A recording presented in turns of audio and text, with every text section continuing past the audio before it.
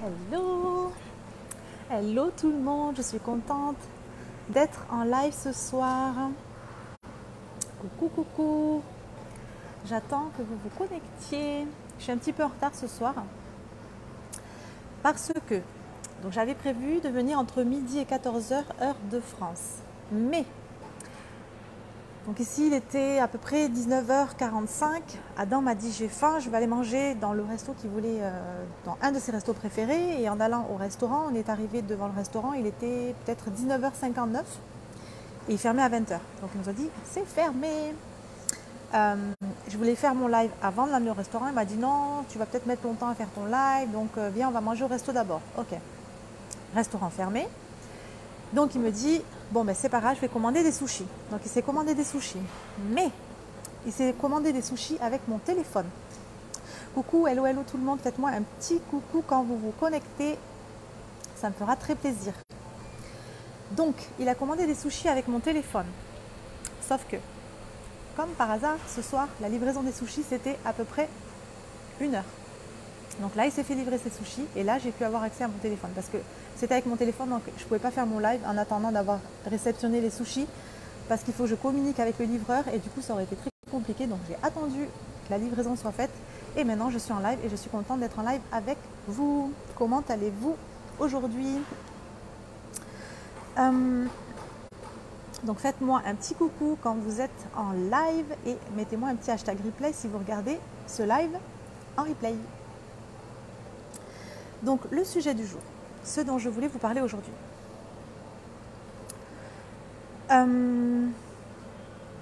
Sur la vente, les gens qui forcent et qui veulent essayer de vous convaincre d'acheter.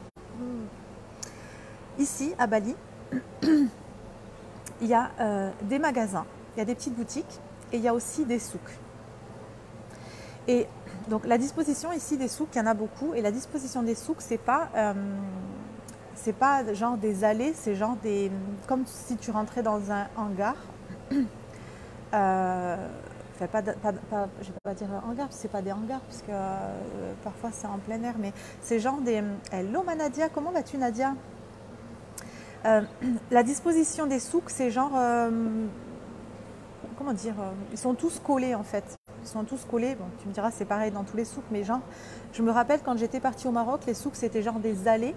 Et ici à Bali, c'est pas des allées, c'est des grandes places. Et puis voilà, ils sont pleins sur la place.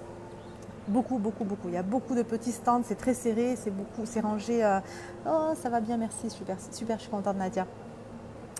Donc tout est serré et puis on rentre dedans et puis c'est assez étroit. Et ici, moi, ça fait un petit moment que j'avais envie de. Trop heureuse de te voir. Moi aussi, Nadia, je suis contente que tu sois ici en live.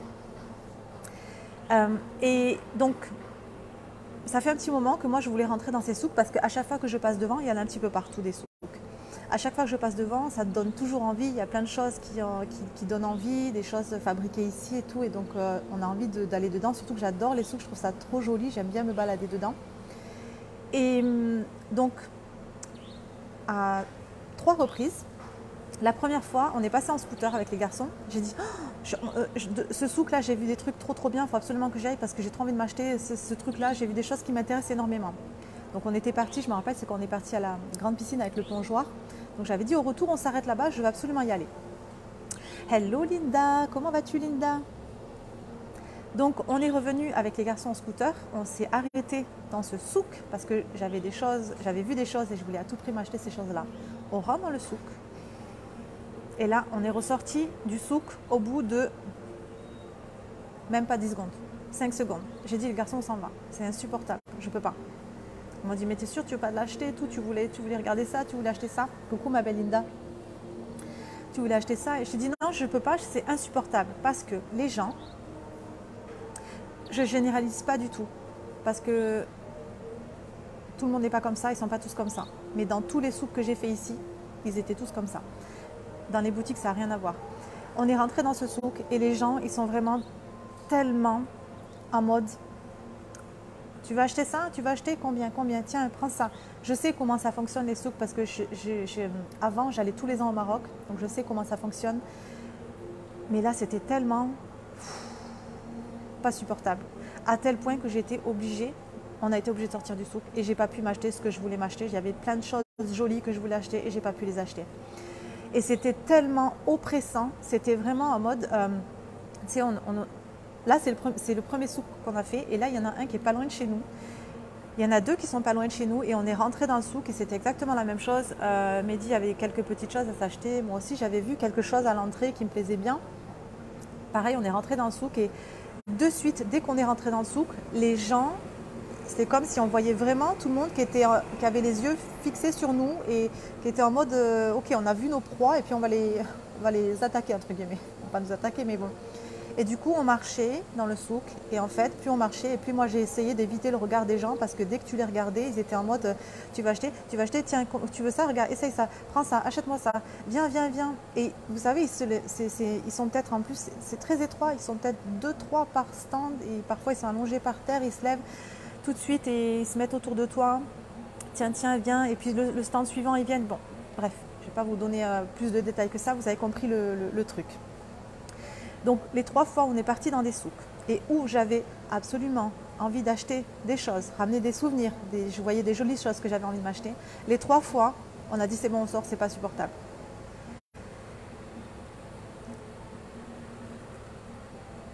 Les gens voulaient tellement qu'on achète, ils voulaient tellement qu'on achète que on l'a tellement senti que ça nous a repoussé. Et tu sais, j'étais pas dans le jugement par rapport à ces gens-là parce que je peux comprendre, je comprends. Ils ont été dans une situation tellement compliquée. Bali a été fermé pendant 2 ans. Ici, on voit très bien, avec les garçons, il y a des travaux de partout. Ils sont vraiment en train de rénover énormément de choses. Ils sont en train de rénover l'île tout entière. On voit qu'elle a été abandonnée pendant très longtemps. Et beaucoup de personnes ici, beaucoup de Balinais nous disent « Waouh, on est tellement content de vous revoir, de vous avoir ici parce qu'il y a tellement de magasins, et vous le voyez, il y a énormément de magasins qui ont fait faillite, qui ont fermé, des restaurants, etc. » Donc je sais, je suis consciente de combien ont pu galérer les personnes ici pendant 2 ans, de ne plus avoir les touristes et de ne plus gagner d'argent. Donc je comprends que ça a été difficile pour eux et je comprends qu'ils aient absolument envie de vendre, je comprends qu'ils aient absolument envie de gagner de l'argent et de pouvoir nourrir leur famille, etc. Je comprends. Mais c'était tellement trop difficile pour moi de rester dans ces souks parce que c'était une énergie que j'avais pas envie, il n'y avait pas de plaisir, il n'y avait pas de... C'était vraiment trop. Pourtant il m'en faut, hein, mais là c'était vraiment trop. Ça me fait penser, ça me fait tellement penser que, vous voyez, ils ont à tout prix envie de vendre parce qu'ils sont dans le manque d'argent. Ils ont peur de ne plus pouvoir se nourrir, de ne plus pouvoir nourrir leur famille. Donc, ils sont dans la peur de manquer d'argent. Et c'est exactement le mode de fonctionnement d'énormément d'entrepreneurs qui essayent de vendre à tout prix parce qu'il y a derrière cette peur qui est là et qui est en mode ok, je vais peut-être mourir, je vais peut-être plus avoir d'argent, je vais peut-être plus gagner d'argent à la fin du mois, donc il faut absolument que je m'en sorte, il faut absolument que je survive, je suis en mode survie, donc il faut absolument que j'aille vendre. Et les gens ils sont en mode voilà, ok, je dois vendre, au lieu de faire passer autre chose avant ça, avant l'argent. Il y a tellement de gens qui fonctionnent comme ça et c'est pour ça que ça bloque, parce que ces personnes-là, elles font un peu comme les Balinais. Elles sont en mode je veux vendre à tout prix parce que j'ai peur de manquer d'argent, il faut absolument que je gagne de l'argent. Et c'est ça qui bloque parce qu'à ce moment-là, on est connecté à autre chose. Je disais à Mehdi, quand on était, et à Adam, parce qu'on était tous les 3, je lui disais c'est dingue parce que juste s'il m'avait laissé faire, j'aurais acheté tellement de choses. Mais juste parce qu'ils sont venus comme ça m'a repoussée et je suis sortie du souk parce que je ne pouvais plus, alors que j'avais envie d'aller acheter. Mon but, c'était, je me suis arrêtée parce que waouh, j'ai craqué sur ça, je vais l'acheter. C'est même pas que j'hésite ou c'est même pas que j'y vais juste pour regarder. C'est que j'y allais avec l'intention d'acheter. Donc c'est vraiment... j'y allais avec l'intention d'acheter, mais j'ai été... C'est comme s'ils avaient bloqué la vente. Ils ont bloqué la vente. Tellement ils étaient dans cette peur de manquer d'argent. Hier ou avant-hier, je ne sais plus, on est parti à la plage avec les garçons. Et on était en train de se baigner avec Adam. Et il y a Mehdi qui était sur les transats sur la plage. Et de loin, j'ai vu qu'il y a alors, sur les plages ici, c'est pareil. Il y a beaucoup de vendeurs qui ont des sacs et qui veulent vous vendre des bracelets, des montres, plein de choses magnifiques qu'ils fabriquent eux-mêmes. C'est des peintures, comment dire, pas des foulards, mais je ne sais plus comment ça s'appelle. Le genre de foulard qu'on se met autour de la taille, bon, je ne sais plus. Et qu'on peut s'allonger dessus sur la plage. J'ai plus le nom, c'est pas grave. Ils font plein de petites choses et puis ils se baladent sur la plage et puis voilà, ils viennent pour vous montrer. Il y a des bijoux aussi, des bagues, des montres, etc. Des lunettes de soleil et tout. Bon, il y a beaucoup de vendeurs comme ça sur les plages ici. Et donc toute la journée, voilà, quand vous êtes sur la plage, vous allez certainement, si vous venez à Bali, vous allez certainement avoir des personnes qui vont venir essayer de vous vendre quelque chose. Donc nous, on a l'habitude, c'est tous les jours comme ça. Et là, bon, il y a certaines personnes avec qui on sympathise. Et hier, justement, on était en train de se baigner avec Adam. Et de loin, je vois Mehdi avec un vendeur, justement. Là, je rigole, je dis, ah, Mehdi s'est fait un ami. Et du coup, et puis ça dure, et puis ça dure, et puis ça dure. Et puis je vois qu'il reste 10 minutes, 20 minutes, 30 minutes à papoter ensemble et tout. J'étais là, bon, ok, avec Adam, on sait, c'est un copain. Et en fait, on est arrivé, on est sorti de l'eau. On a rejoint Mehdi qui était avec ce monsieur. Donc ce monsieur était effectivement un vendeur. Et c'était un monsieur qui vendait ses peintures. Il fait des peintures. Hello ma belle Mélissa, comment vas-tu Mélissa? C'est un monsieur qui fait des peintures et qui vend ses peintures depuis 50 ans maintenant. Il est passionné de peinture et il a 72 ans, ce monsieur. Il était juste tellement gentil, mais j'ai tellement adoré.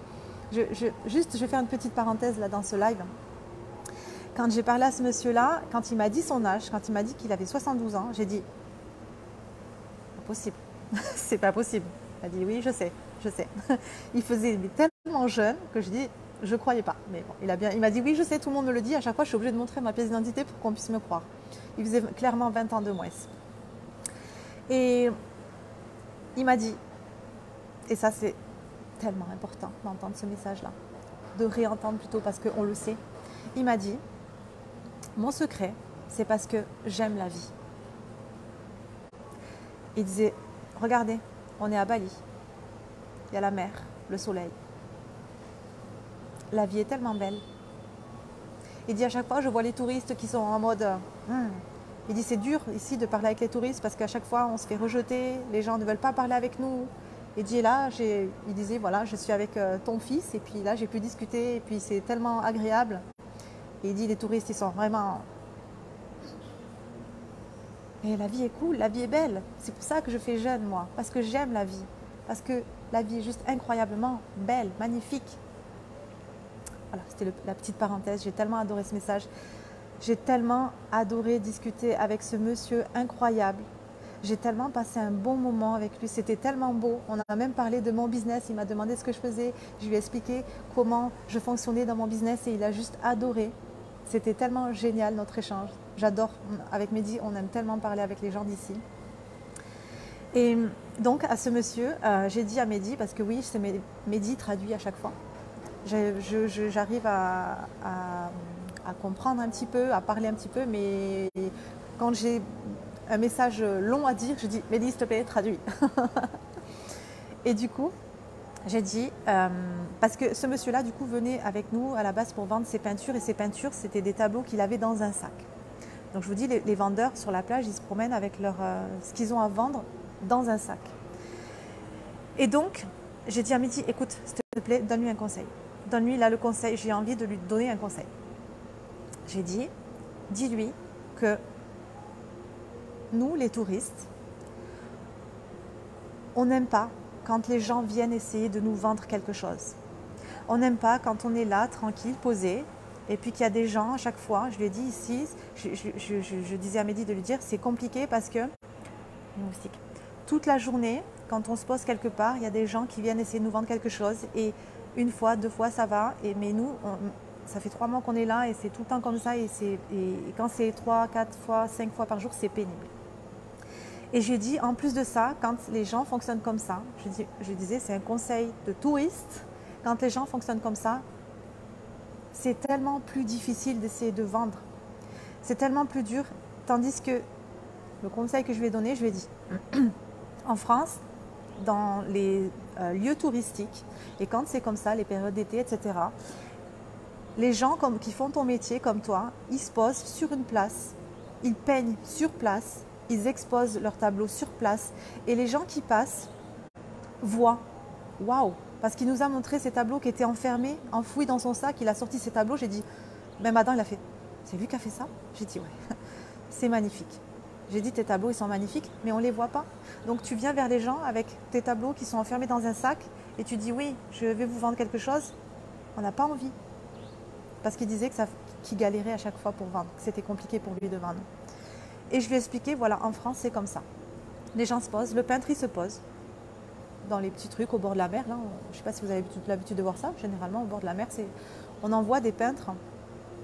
Donc je lui disais qui peignent sur place, comme ça on voit le travail et puis au moins tu n'es pas là à attendre, tu es en train de faire quelque chose qui te passionne. Les gens viennent voir ton travail, les gens viennent découvrir les tableaux que tu fais et à ce moment-là ils ont envie d'acheter. Et les gens voient de loin. Oh, ok, je vais m'approcher parce que ça a l'air intéressant. Et puis il y a des gens qui se mettent autour de toi et puis tu attires du monde. Et puis il y a des gens qui vont Instagrammer, qui vont mettre ça sur les réseaux sociaux. Et il y a des gens qui vont acheter et ils vont publier ça aussi sur les réseaux sociaux. Et il y a des gens qui vont parler de ce monsieur-là et qui vont dire waouh, il y a quelqu'un qui est sur cette place-là qui fait un travail extraordinaire. Et puis il va t'envoyer des clients. Et puis il y a des gens qui vont rentrer en France, ils vont ramener des toiles incroyables. Ils vont dire si tu vas à Bali, passe sur cette place-là, tu vas voir, il y a un homme, il est extraordinaire. Il fait des peintures, mais juste extraordinaires. Tout ça. La morale de ma morale. Tout ça pour dire que quand on a envie de vendre, finalement, on fait fuir les gens. Parfois, on fait fuir les gens. Parce que c'est clairement ce qui s'est passé pour moi dans ces souks. Je ne peux même pas y retourner. C'est clairement ce qui se passe quand on essaye absolument. On est connecté à autre chose. Ok, je veux vendre. Ok, je vais essayer de vendre parce que là, j'ai besoin d'argent pour payer ma facture. Donc, je vais essayer de vendre. Ok, je vais aller voir. Même sur les réseaux sociaux, combien de fois j'ai des personnes qui sont venues en privé me dire « Regarde ce que j'ai comme programme. Ça peut peut-être t'intéresser. Viens faire un tour sur ma page. » À chaque fois que je vais essayer de trouver des clients, je suis en train de m'épuiser, de me connecter à autre chose. Et je me trompe complètement de chemin. À chaque fois que je vais sur les réseaux sociaux, ok, faire 1000 actions pour essayer de me faire connaître. Je vais follow certaines personnes. Je vais liker certaines publications, non pas dans l'intention de « Ok, ça me plaît, c'est génial, cette pub, elle est juste géniale », mais dans l'intention d'avoir en retour quelqu'un qui va peut-être venir voir ce que je fais moi sur les réseaux sociaux et qui va peut-être devenir mon client. Ou alors, je vais commenter, tu sais, toutes les actions qu'on fait et qui sont dans le but d'aller vendre quelque chose et d'aller essayer de trouver des clients, c'est exactement la même chose que ces personnes-là qui sont dans les souks et qui essayent absolument de vendre. Il y a des personnes qui vont être intéressées par vous, même aujourd'hui, si vous êtes entrepreneur, que vous avez des offres en ligne. Il y a des personnes qui vont être intéressées aujourd'hui pour acheter chez vous, mais peut-être que dans votre communication, ils vont sentir qu'il y a ce truc de « viens acheter mes offres ». Ça ne va pas être dit avec ces mots-là, mais ça se sent. C'est des choses qu'on ressent quand la personne, elle veut absolument vendre, à tout prix, vendre. Et en fait, on est en train de faire fuir les gens quand on fonctionne de cette manière-là.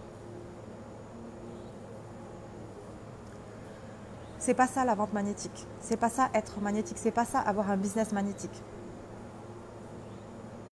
C'est pas du tout ça. C'est le contraire de ça. C'est comme ces peintres qui sont à la mer, au bord de la mer ou sur leur place et qui sont convaincus que leur travail est juste génial, qui sont passionnés par ce qu'ils font, qui sont convaincus que leurs toiles sont juste magnifiques, qui sont convaincus que les gens vont les trouver et vont venir acheter sans qu'eux n'aient besoin d'essayer de vendre. Ça me parle beaucoup, Mélissa. De tous les peintres que j'ai vus, bon, j'ai pris cet exemple ici, mais il y en a tellement d'autres, mais de toutes les personnes que j'ai vues comme ça, qui se mettent en bord de plage, les peintres voilà, qui peignent sur place, j'en ai jamais vu qui levaient la tête et qui disaient « Venez acheter mes toiles, venez, c'est pas cher, venez, regardez ». Ils sont dans cette confiance que les gens vont venir acheter et c'est exactement ce qui se passe. Et à chaque fois, il y a des gens qui sont autour et puis qui viennent. Et pourtant, parfois, c'est des tableaux qui sont à 100 €, 200 €. C'est pas des tableaux comme justement, désolée pour le bruit, comme justement les gens ici vendent des choses qui sont vraiment pas chères, mais encore une fois, ça prouve que c'est même pas une histoire de prix parce que les gens vendent des choses vraiment pas chères sur la plage, mais on n'a pas envie d'acheter juste parce que la personne, elle essaye de nous convaincre d'acheter.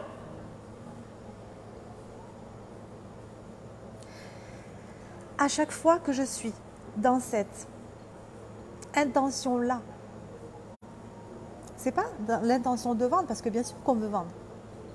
Quand on a des offres en ligne, c'est la base, c'est qu'on veut vendre nos produits. Mais quand on est plus dans cette intention de « je veux de l'argent », ben là, je me trompe complètement. Je me coupe des ventes. Je suis en train de faire fuir les gens. Non, je le fais pour autre chose, comme ce peintre qui est passionné. J'adore ce que je fais et je suis convaincue que mon travail est parfait. Je suis convaincue que ce que je fais, c'est bon pour les autres. Je suis convaincue que les gens vont me trouver.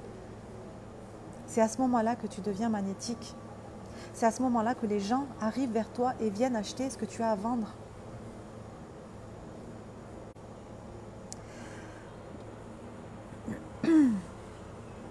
Bon, voilà. C'était mon petit message du soir, qui était un peu tard ce soir par rapport à d'habitude. Bon, de l'après-midi chez vous. Avant de terminer ce live, je vais juste préciser quelque chose, quand même.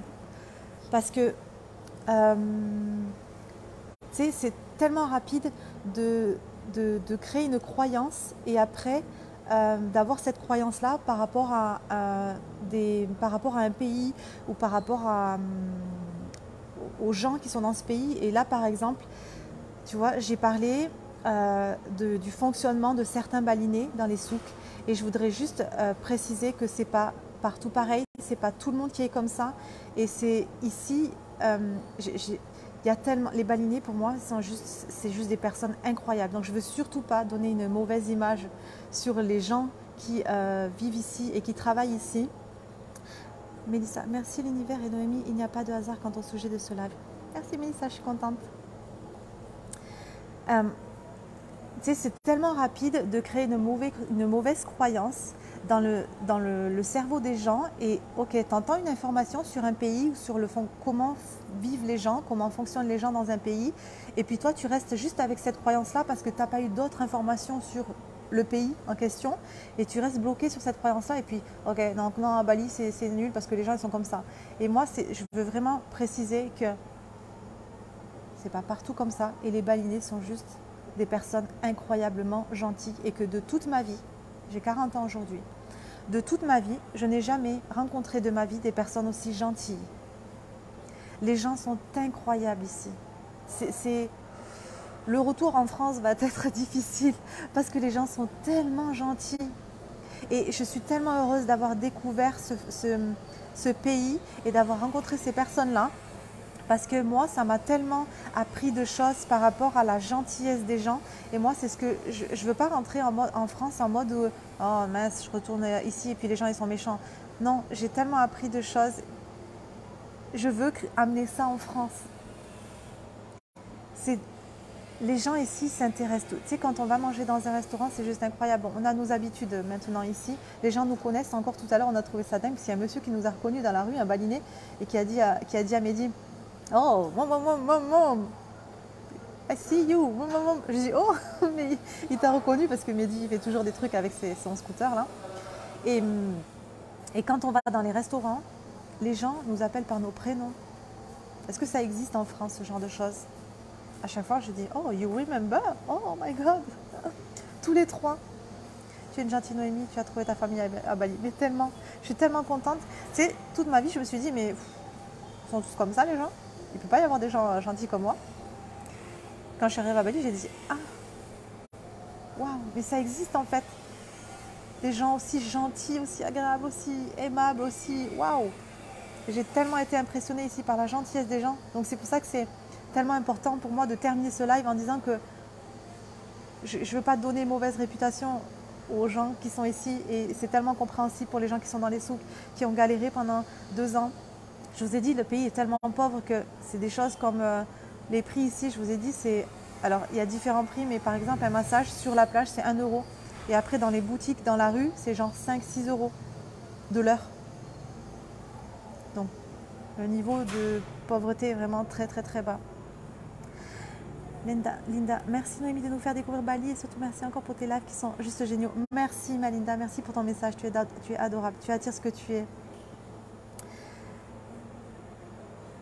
Ouais, les gens ici sont tellement merveilleux et ça fait tellement du bien et ça fait tellement plaisir. Et voilà, donc je termine ce live en vous donnant cette image-là parce que, voilà, pour pas terminer sur un truc, ouais, non, Bali, c'est bon, les gens, vu qu'ils sont pauvres, ils vont vouloir nous embêter sur la plage, nanana, même sur la plage.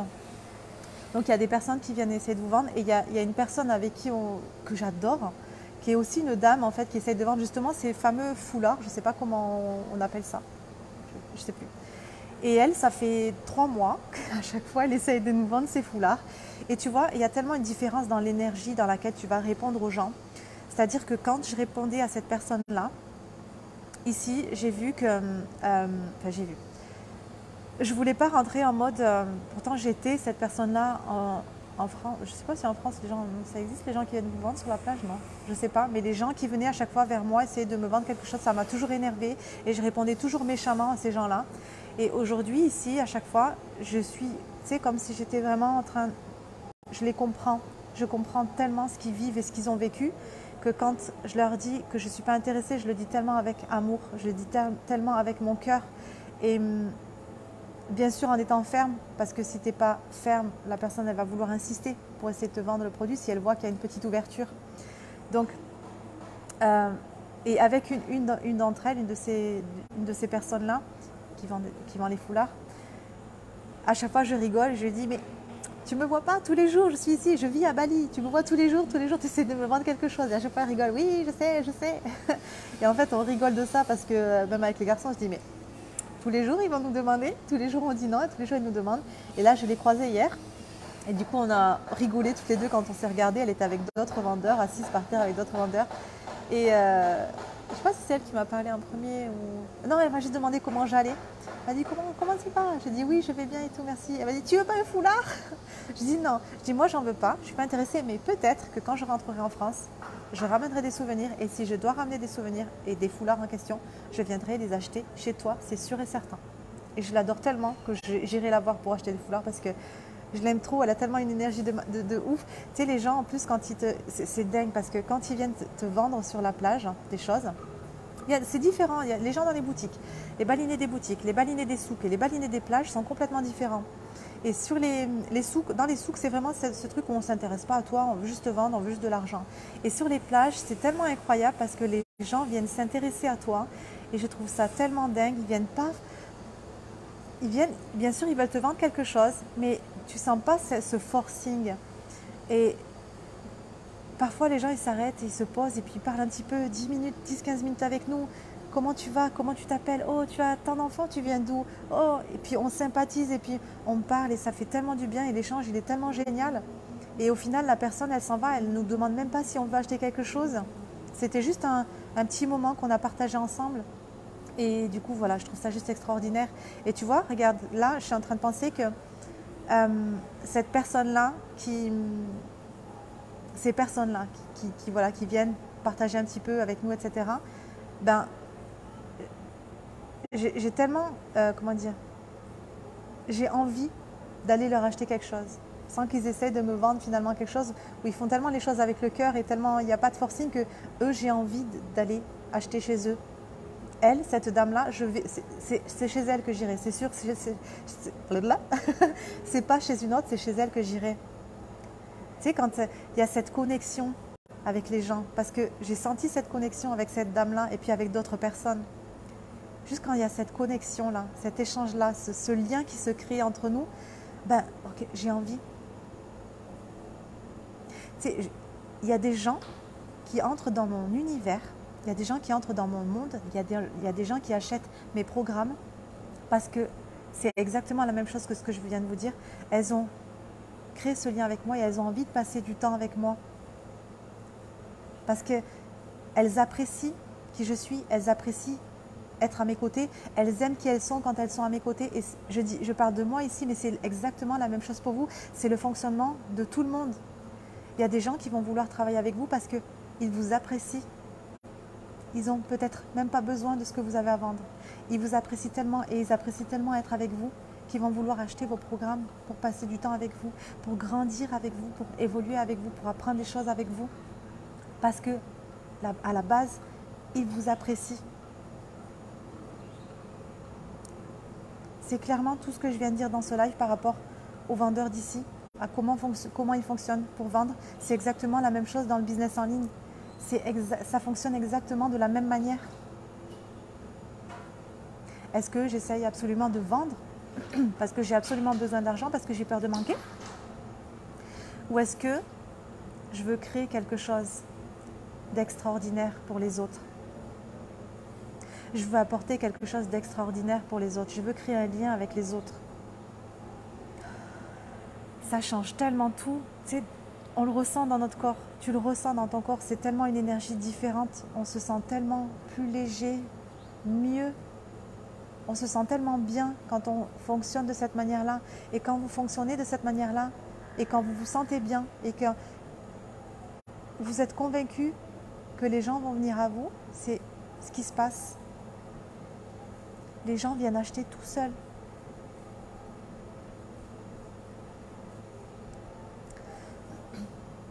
Bon, voilà, c'était mon petit live du jour. Merci d'avoir été là. Merci pour vos petits messages. Je vais juste regarder si je n'en ai pas oublié, parce que des fois, je me rends compte que je vais regarder les commentaires et je dis, mais je ne l'ai pas vu défiler celui-ci. Donc, si je ne vous réponds pas, c'est que je n'ai pas dû voir le message. Sinon, je vous répondrai toujours à chaque fois que je lirai vos commentaires. Je verrai vos commentaires, je vous répondrai.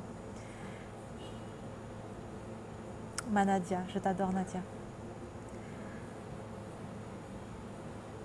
Bon, c'est bon. Je vais vous laisser, je vais retourner rejoindre Adam. Ouais, c'est bon. Je vais retourner dans ma chambre, il est bientôt 10h. Ah, il est là, j'ai fini. Quand on parle du loup, il est juste là. Je vous embrasse très très fort et je vous dis à demain pour le prochain live. Bye bye tout le monde.